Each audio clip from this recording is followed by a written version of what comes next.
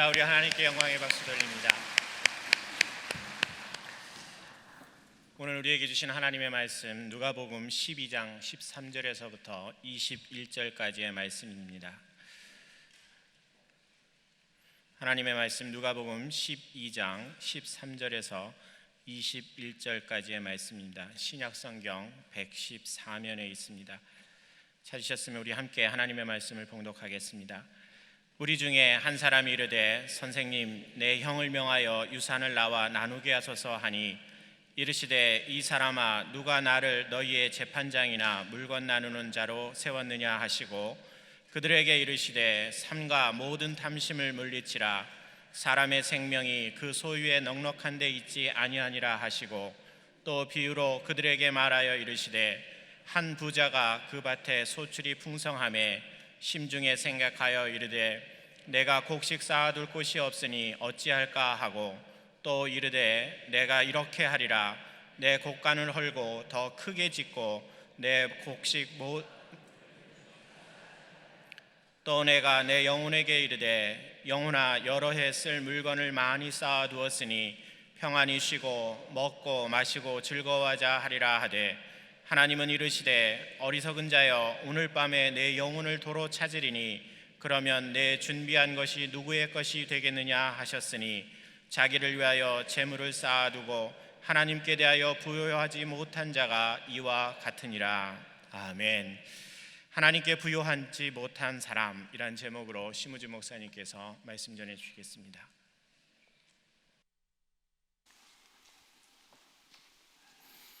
비전 예배 분들과 한번 인사 나누겠습니다. 안녕하세요. 잘 오셨습니다. 예전에 한 선교사님을 돕던 김서방이라는 사람이 한 분 계셨습니다. 이분은 선교사님이 전도를 하러 가실 때마다 그 말고삐를 잡고 낯선 곳을 이렇게 길잡이하던 그런 분이셨습니다. 그런데 이분은 선교사님과 오랜 시간 같이 다니면서도 그냥 형식적으로만 입으로 예수 믿는다고 했지, 그 마음에서부터 예수 믿는다는 그 모습이 잘 나타나지 않는 그런 사람이었습니다. 그런데 어느 날부터인가 이분이 선교사님한테 마구 조르기 시작했습니다. 이렇게 딱 보니까 선교사님이 이곳저곳 가시면서 어려운 사람들을 많이 도와주는 겁니다. 그러니까 선교사님한테 이렇게 얘기하기 시작했습니다. 선교사님은 다른 사람들은 많이 도와주면서 왜 저는 안 도와주십니까? 선교사님 말 두 필이 있는데 그 말 한 필 나한테 주면 안 됩니까? 이렇게 막 조르기를 시작을 했습니다. 근데 이제 선교사님께서 이렇게 계속 이렇게 자꾸 조르니까 한 번은 이렇게 또 전도를 하러 가는데 그날도 막 조르니까 한 번 이렇게 얘기를 하셨어요. 뭐라고 얘기를 하셨냐면, 그럼 내가 한 번 기회를 줄 테니 주기도문을 처음부터 끝까지 한자도 틀림없이 끝까지 한 번에 다 외우면 내가 말을 주겠다, 이렇게 얘기를 하셨어요. 이분이 주기도문도 다 못 외우시는 분이셨어요. 그래서 이번 기회에 주기도문도 좀 외우고 또 좀 믿음도 가지라고 그렇게 기회를 주셨습니다. 이 말이 떨어지자마자 이분은 이제 성경을 펴서 이제 주기도문을 외우기 시작을 하는 거예요.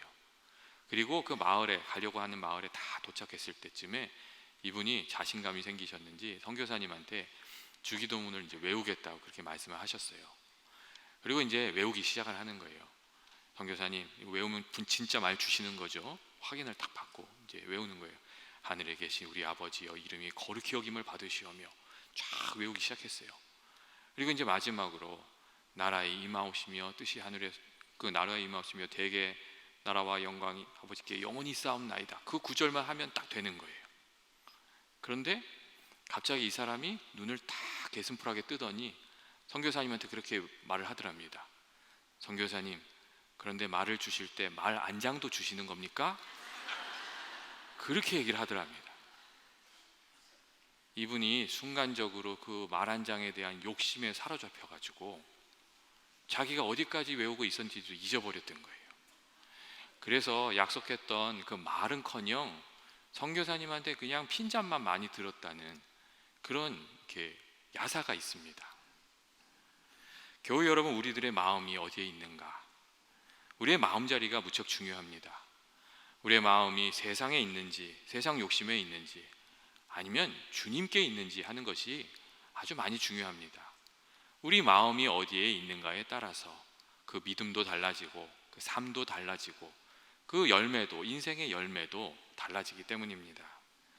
많은 사람들이 예수 믿는다고 하면서도 예수님에 대해서는 관심이 없고 자기 자신의 문제 해결에만 관심이 있는 경우가 많습니다. 주님께서 어떤 분이신지, 예수님께서 나를 위해서 무엇을 하셨는지, 또 예수님께서 내가 주님을 위해서 무엇을 하기를 원하시는지, 그런 것에는 관심이 없는 그런 사람들이 많이 있습니다. 오늘 본문에 나오는 사람도 그런 사람이었습니다. 예수님께 사람들이 많이 이렇게 나왔을 때 예수님께서는 하나님 말씀 가르치시고 하나님의 뜻이 무엇인지 그들에게 가르쳐 주셨습니다. 참 인생의 길이 무엇인지, 참 영생이 무엇인지 그런 것들을 가르치셨습니다. 그런데 주님 말씀이 끝났을 때쯤 될 때 무리 중에서 한 사람이 뜬금없이 나와서 예수님께 부탁을 하는 겁니다. 형과 재산을 좀 나누게 해주십시오. 예수님, 형에게 얘기해서 내 유산 좀 받게 해주십시오. 그런 이야기를 했습니다. 그 당시에 형제가 둘인 경우 형이 3분의 2 정도의 유산을 받고 동생이 한 3분의 1 정도 받는 그런 관례가 있었습니다. 그런데 그렇게 되지 않자 이 사람의 마음속에는 답답함과 형에 대한 분노가 가득했던 것입니다. 그래서 예수님 말씀하시는 내내 주의 말씀은 들려오지 않고 자기 문제만 계속 묵상하고 있다가 예수님 말씀 끝나자마자 예수님 내 문제 좀 해결해 주십시오. 그렇게 간구했습니다. 그런데 예수님 입장에서는 이 사람의 요청이 정말 답답하기 짝이 없었던 겁니다. 참 신앙의 길이 무엇인지, 참 영생의 길이 무엇인지 한참 얘기했는데 거기에 대한 질문은 아무것도 없고 그냥 유산 나눠달라는 부탁만 하고 있기 때문입니다. 그래서 예수님께서 누가 나를 너희들의 재판장으로 세웠느냐, 물건 나누는 자로 세웠느냐 이렇게 말씀하시면서 탐심을 물리쳐라. 사람의 생명이 그 소유에 넉넉한 데 있지 아니하니라. 그런 말씀을 해주셨습니다.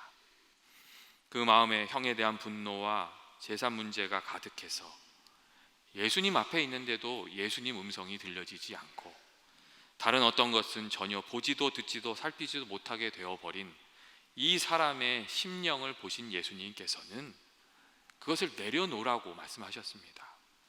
그리고 사람의 생명이 그 소유의 넉넉함에 있지 않다고 그렇게 말씀하심으로 그 마음을 깨우쳐 주시고자 하셨습니다. 예수님의 말씀은 사람의 행복이 그 사람이 가진 재산에 달려있는 것이 아니고 하나님의 뜻을 따라서 인간답게 살아가는 그 길도 그 사람의 소유에 달려있는 것이 아니라는 말씀이었습니다. 예전에 제가 알고 있는 친구 중에 하나가 저한테 이런 얘기를 하셨어요. 이런 얘기를 해줬어요. 자기 아버지가 젊었을 때 큰 사업을 하셨는데 사기를 받으셔가지고 재산을 다 날리셨대요. 그게 얼마나 한이 됐는지 그 사기친 사람 잡으려고 전국을 동네 방네를 다 찾아다니시대요. 아버지는 답답하셔서 그렇게 하셨겠지만 그 자녀들과 어머니의 삶은 어떻겠냐고 그런 얘기를 하는 것을 들은 적이 있습니다. 젊었을 때 그래서 어렸을 때 너무 고생을 많이 했다고 그런 얘기를 해주는 것을 제가 들은 적이 있습니다. 교우 여러분 그렇지 않습니까? 가난해도 행복한 사람이 있고 재산이 많아도 늘 불평인 사람이 있습니다. 가난해도 그 인격이 훌륭한 사람이 있고 높은 지위에 있어도 그 인격이 아주 형편없는 사람이 있습니다. 가난해도 늘 주님을 위해서 귀한 것을 드리며 헌신하면서 살아가는 사람이 있고 시간 많고 재능 있고 물질적으로 부유해도 주님의 일에 늘 인색한 사람이 있습니다. 무엇을 우리가 가지고 있는가 하는 것보다 그 마음됨이 더 중요하다는 것입니다. 예수님께서는 재산 분할을 도와달라고 요청했던 이에게 사람의 생명이 그 소유에 있지 않다 말씀하시고 한 부자의 이야기를 들려주셨습니다. 오늘 성경 말씀을 보시면 이 부자는 상당히 그래도 많은 토지를 가지고 있었던 사람인 것 같습니다. 그리고 그는 그 열심히 농사를 해서 많은 소출을 거둔 그런 사람이었습니다. 그 해에 많은 소출을 거두게 되자 이 사람은 스스로 생각한 겁니다. 야, 이렇게 많은 소출을 거두게 됐는데, 야, 이것을 다 어디에다가 보관하겠는가? 빨리 창고를 더 크게 지어서 거기에다가 그 소출을 다 집어넣고 내 물건을 다 안전하게 그곳에 보관하면 내가 그것을 가지고 이제 앞으로는 편안하게 기쁘고 즐겁게 쉬면서 살 수 있지 않겠는가? 그런 생각을 했다는 것입니다. 오늘날의 시각에서 보면 예수님이 말씀하신 이 부자는 사실 어떻게 지혜롭고 준비가 철저한 사람이라고도 말할 수 있는 사람이었습니다. 곡식을 많이 거두었다는 것은 그가 수고를 많이 했다는 것이고, 곡간을 더 지어야겠다고 생각했다는 것은 준비성이 철저했다는 것입니다. 사실 많은 경우 준비가 없어서 문제가 있는 경우가 훨씬 많지 않습니까? 그러한 면에서 볼 때 예수님께서 말씀하신 이 부자는 아주 준비성이 철저하고 또 지혜로운 사람이었습니다. 그런데 예수님께서는 이 부자의 이야기를 하시면서 하나님께서 이 사람을 어리석은 사람이라고 말씀하신다고 그렇게 말씀하셨습니다. 하나님께서는 이 사람을 어리석은 자라고 부르시면서 오늘 밤 내 영혼을 도로 찾으리니 그러면 내가 준비한 것이 누구의 것이 되겠느냐, 그렇게 물으실 거라고 예수님께서 말씀하셨습니다. 그리고 이 말씀에 더해서 자기를 위해서 재물을 쌓아두고 하나님께 대해서 부요하지 못한 자가 이 부자와 같다고 그렇게 말씀하셨습니다.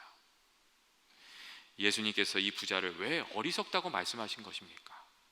세상에서는 쌓아둔 것이 많은데 하늘에는 쌓아둔 것이 없는 인생을 살고 있었기 때문입니다. 이 세상에서는 부자로 살고 있지만 하나님 앞에서는 가난하기 짝이 없는 모습이기 때문이었습니다. 교우 여러분, 이 사람이 왜 그렇게 되었습니까? 첫째로 이 부자가 정말 주님 앞에서 부족하게 된 이유는 그 마음에 하나님이 없었고 그 이 세상에서 삶이 전부인 줄 알고 이 세상에서만 잘 살면 된다고 생각했기 때문입니다. 그런데 결정적인 순간에 하나님께서 그에게 말씀하셨습니다. 내 영혼을 내가 부르리니 그러면 그 모든 소유가 다 누구의 것이 되겠느냐? 하나님께서는 인생을 살아가면서 이 세상이 전부인 줄 알면서 살고 또 소유하는 것을 그 인생의 목표로 삼고 살아가는 사람들, 그 사람들의 삶이 얼마나 허무한 것인지 아주 분명하게 지적하여 말씀하고 계셨던 것이었습니다. 사실 우리가 살아가면서 필요한 것들이 많이 있습니다. 직장도 필요하고 사업도 해야 되고 돈도 벌고 물질을 잘 관리하는 것, 그런 것들은 우리들의 삶에 꼭 필요한 것입니다. 하지만 하나님의 말씀은 그러한 것이 인생의 목표가 되어서는, 목적이 되어서는 안 된다는 것입니다. 하나님께서 우리들을 이 땅에 보내신 이유가 단순히 부를 축적하고 편안하게 살고 이 땅에서 즐겁게 하려고 이 세상에 보내신 것은 아니기 때문입니다. 우리는 인생의 목적과 수단을 잘 구분해야 됩니다. 목적과 수단이 거꾸로 되면 그 인생이 엉망이 되기 때문입니다. 예를 들면 온 가족이 행복한 것이 하나님의 뜻이고 돈을 버는 것은 수단입니다. 그런데 돈을 벌기 위해서 가족들을 잘 돌보지 못한다면, 또 돈 때문에 가족들의 관계가 다 깨어지고 만다면 수단이 목적을 배반하는 것이고 하나님이 원하시는 인생의 바른 길을 잃어버리고 만 것입니다. 그리스도인 된 우리들은 어떻게 인생을 살아야 됩니까? 하나님께서 원하시는 그 기뻐하시는 뜻을 분별해서 하나님 기뻐하시는 삶 살려고 하는 게 우리 인생의 목적이 되고 목표가 되어야 됩니다. 이 세상이 전부가 아님을 알고 하나님 나라의 삶을 준비하는 삶, 그것을 잘 사는 사람이 지혜로운 사람입니다. 둘째로 이 부자가 어리석은 사람이 된 이유는 많이 벌 줄만 알았지 제대로 쓸 줄을 몰랐기 때문입니다. 이 사람은 쌓아둘 줄은 알았는데 그것을 하나님의 뜻에 맞게 선하게 쓰는 것은 배우지 못했습니다. 그리고 이 사람이 그렇게 살았던 이유는 아주 이기적인 인생관에 사로잡혀 있었기 때문이었습니다. 오늘 성경 말씀을 보시면 유난히 강조하는 단어가 하나 나오는데 그게 바로 나라는 단어입니다. 한글로 보면 그러한 점이 잘 부각이 안 되지만 원문으로 보면 이 나라는 단어가 아주 부각되어 있다고 합니다. 내 곡식들, 내 곡간, 내 생명. 그의 마음은 오직 자기 자신에게만 향하여 있었기 때문에 그는 하나님도 생각할 수도 없었고 주변에 있는 이웃도 돌아볼 마음에 여유가 없었다는 것입니다. 오늘날에도 그런 사람들이 있지 않습니까? 자기 자신만 생각하고 주위를 돌아볼 수 없는 사람들, 또 하나님의 뜻을 생각하지 못한 사람들, 그런 사람들이 있습니다.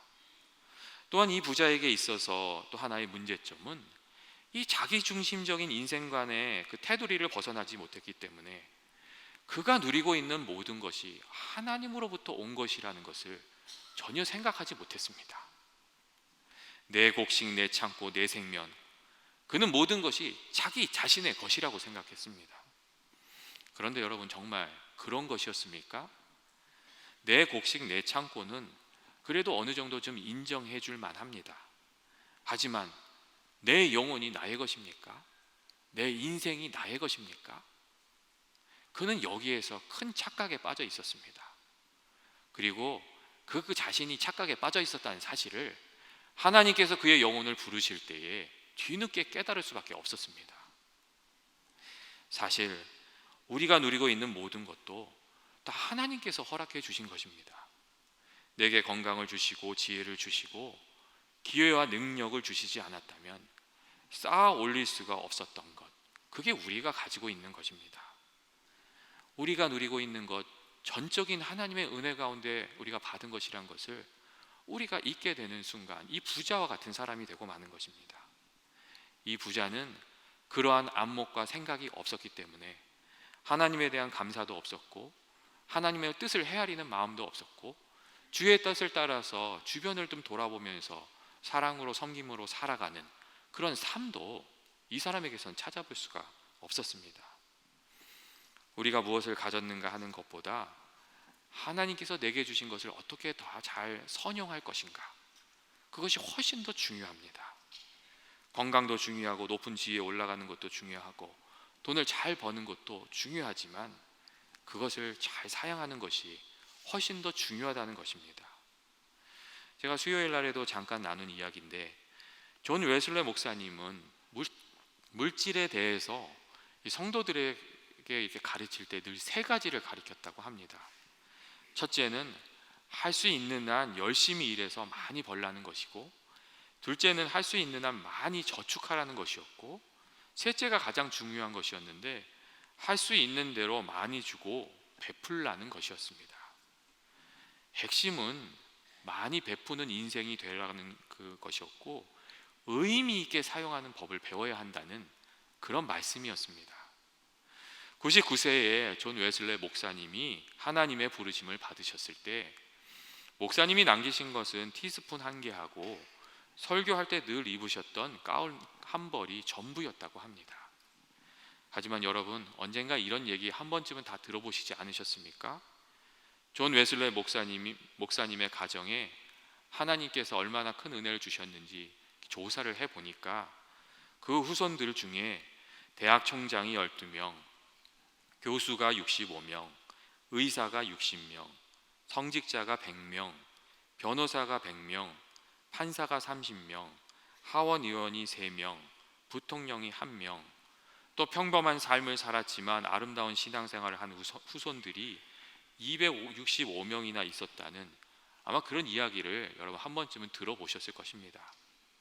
하나님께 부요한 삶을 살기 위해서 자기 자신을 온전히 드렸더니 하나님께서 그 자녀들을, 그 자손들을 정말 넉넉히 축복해 주셨다는 그런 이야기입니다. 오늘 말씀에서 예수님께서는 자기를 위해서 재물을 쌓아두고 하나님께 대해서는 부여하지 못한 자가 있다고 말씀하셨습니다. 그리고 마태복음 6장 19절 말씀 보시면 예수님께서 너희를 위하여 보물을 땅에 쌓아두지 말고 하늘에 쌓아두라고 말씀하시는 것을 우리가 읽을 수가 있습니다. 사랑하는 교우 여러분, 우리가 어떻게 하나님 앞에서 부요한 자로 살 수가 있습니까? 우리가 그렇게 살려면 먼저 하나님의 선하신 뜻을 생각하고 하나님이 기뻐하시는 일을 이루려고 해야 됩니다. 내게 좋은 일이 아니라 하나님 기뻐하시는 일을 해야 하늘의 상급이 있고 하나님 앞에 부요한 사람이 될 수 있습니다. 하나님이 여러분에게 원하시는 일이 무엇입니까? 어떤 겸손입니까? 또 어떤 섬김이고 어떤 헌신이고 또 어떤 부르심에 대한 응답입니까? 하나님의 부르심에 그 응답해서 나 자신을 드리고 내가 자신의 섬김의 삶을 살고 또 베풀 때 그 모든 것이 하늘의 상급이 됩니다. 교우 여러분, 여러분께서는 하나님을 위한 어떤 헌신이 올 한 해 있으셨습니까? 기도에 헌신이 있으셨습니까? 물질에 헌신이 있으셨습니까?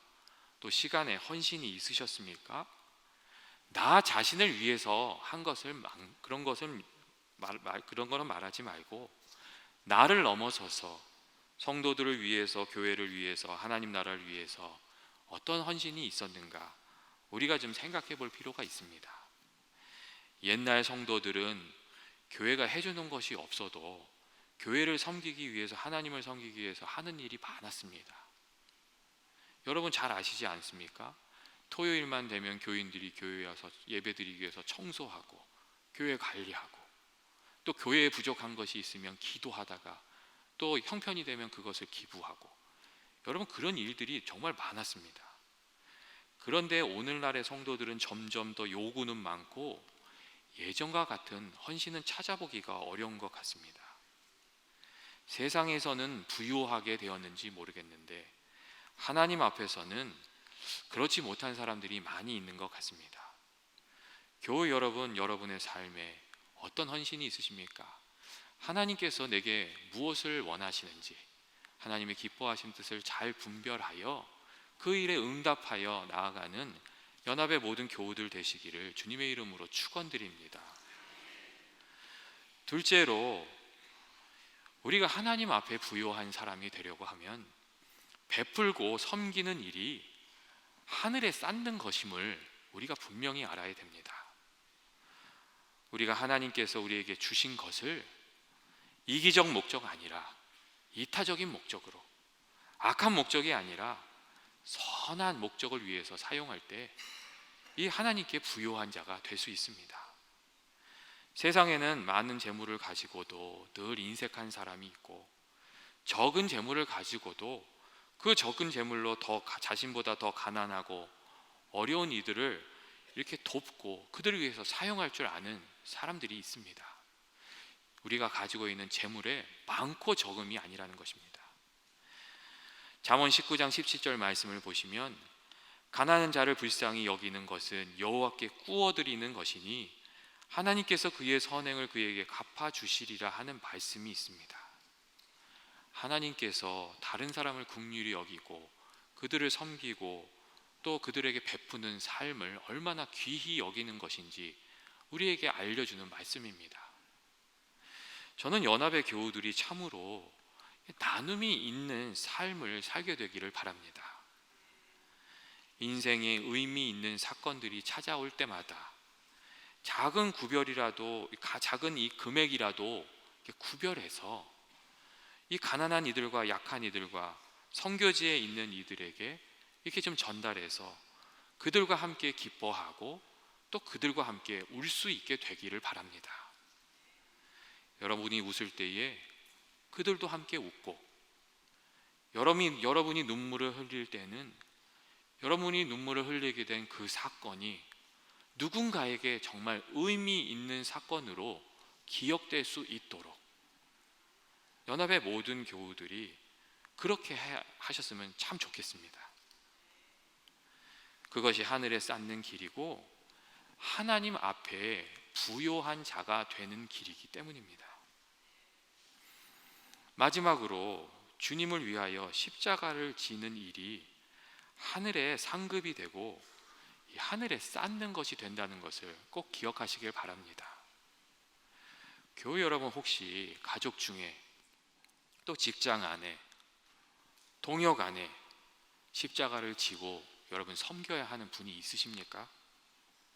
눈물로 기도하며 가슴으로 품어야 하는 사람이 있다면 기도하면서 사랑으로, 섬김으로, 헌신으로 그분들을 잘 품게 되시기를 주의 이름으로 축원드립니다. 주님을 생각하면서 십자가를 지면 여러분 그것이 하늘의 상급이 됩니다. 십자가를 진다는 것은 내 뜻이나 내 자존심이나 내가 받을 영광은 좀 내려놓고 하나님의 뜻을 받들고 하나님께 온전히 영광을 돌린다는 것입니다. 교회 여러분, 우리가 주의 뜻을 받들기 위해서 주님과 함께 죽으면 주님과 함께 살아날 것이고, 우리가 주님을 향해서 주님을 위해서 우리 자신을 드리면 주님께서 우리가 짊어지고 있는 그 십자가를 귀하게 붙들어 주셔서 그것으로 하나님의 귀한 일을 이루어 주시는 것입니다. 우리 인생에 어려운 일이 찾아오고 십자가를 져야 할 때에 너무 마음 아파하지 마시고 주께 소망을 두시는 여러분 되시길 바랍니다. 그리고 기도하고 특별히 그럴 때에는 믿음의 동역자들과 함께 마음을 나누며 기도하면서 인내해야 됩니다. 믿음의 동역자는 사실은 그때에 함께 하라고 하나님께서 주신 것입니다. 우리가 그렇게 주님의 뜻을 받들면서 나아가면 하나님께서 우리의 마음을 살피셔서 우리의 슬픔을 모두 기쁨으로 바꾸어 주시고 약속해 주신 그 말씀대로 모든 것이 협력하여 선을 이루는 것을 우리가 알게 해 주실 것입니다. 예수님께서는 오늘 우리들에게 땅에서만 부유한 사람이 아니라 하늘에서도 하나님께 대하여도 부유한 사람이 되라고 그렇게 말씀해 주고 계십니다. 하나님께서 여러분에게 원하시는 바가 무엇입니까? 하나님 기뻐하시는 뜻을 잘 받들어서 그 일로 하나님께 기쁨과 영광을 돌리고 또 하늘에 쌓은 것이 있는 인생 살아가는 연합의 모든 교우들이 되기를 주님의 이름으로 축원드립니다. 같이 기도하시겠습니다. 사랑과 은혜가 많으신 하나님 아버지, 우리 모두가 하나님 앞에 부유한 인생이 되기를 원합니다. 늘 주님이 기뻐하시는 뜻을 생각하게 하시고 주님 부르실 때에 응답하여 헌신이 있는 인생이 되게 하여 주옵소서. 주님을 위하여 십자가를 지고 나아가는 주의 백성으로 살게 하여 주옵소서. 예수님의 이름으로 기도합니다. 아멘.